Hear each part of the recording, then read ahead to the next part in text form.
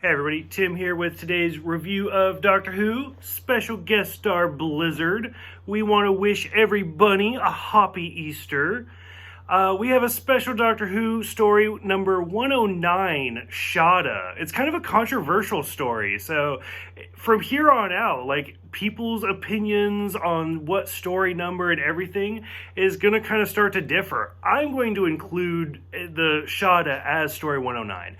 So this is it was originally supposed to be the last story for season 17. But because of a strike, it ended up getting canceled.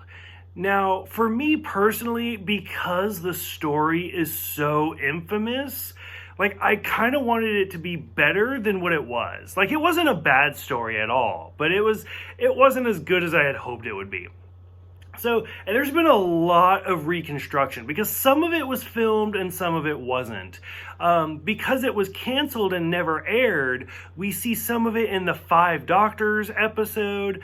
In 1992, they did release it, and Tom Baker came back to do these bumpers where all of the scenes that they didn't film, he actually would be like, "Let me tell you about this time I went on an adventure." In 2003, they did an audio adventure where Tom Baker declined to return. So it's an audio adventure with the Eighth Doctor. In 2011, producer Ian Levine actually did an animated adaptation of it. In 2012, Ward, the actress who plays Romana, did an audiobook recording. And then finally, in 2017, they actually did what's considered the official canon release, which is why I decided to actually fit it where it should be in the story 109, because most people just skip over this one.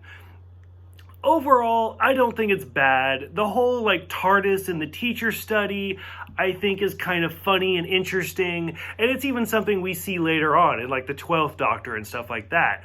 When we realize that the professor's actually a Time Lord, kind of brings things back, and he brought a book back from Gallifrey. The whole story. I loved the scene where they're talking about, where he's trying to think of the name, and he's like, A. No, it didn't start with an A. Okay, B. And both the Doctor and Romana are like, BBC? And it's okay, so that was kind of a great shout out. I really did like that.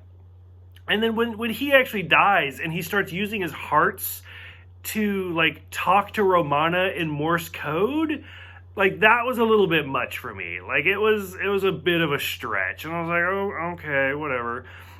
Seeing the older men that are the great geniuses of Gallifrey from the beginning part of the episode to now was kind of interesting to watch them. The whole the villain's computer, because I'm watching this newest updated version, I honestly thought it was Judi Dench doing the voice recording, and I was like, wow, how did they get her? It's not. It's somebody else who had done the original recording back in 1980. So I was like, oh, that's kind of interesting.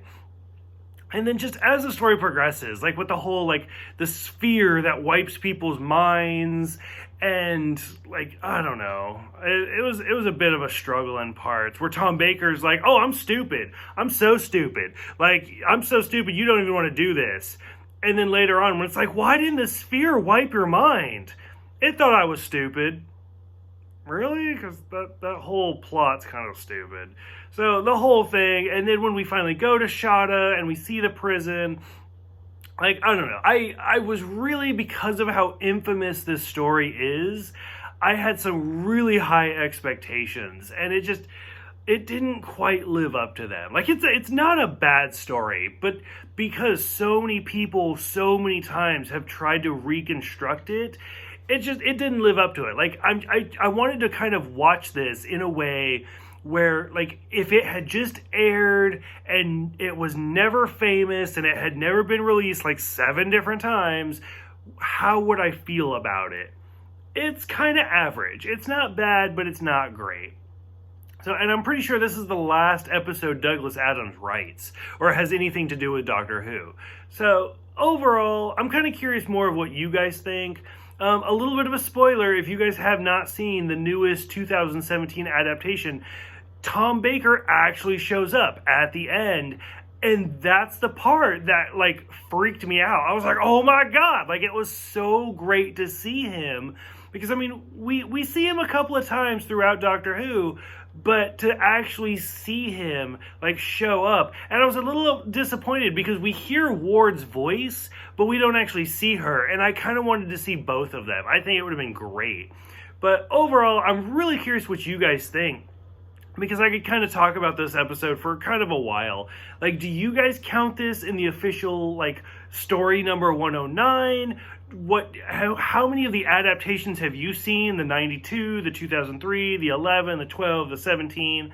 Let me know what you guys think is the best one. I'm really kind of curious. Thank you guys. Again, Blizzard and I both wish everybody a happy Easter with all of the different stuff going on in the world today. Thank you guys, and I will see you guys next time for story number 110, The Leisure Hive.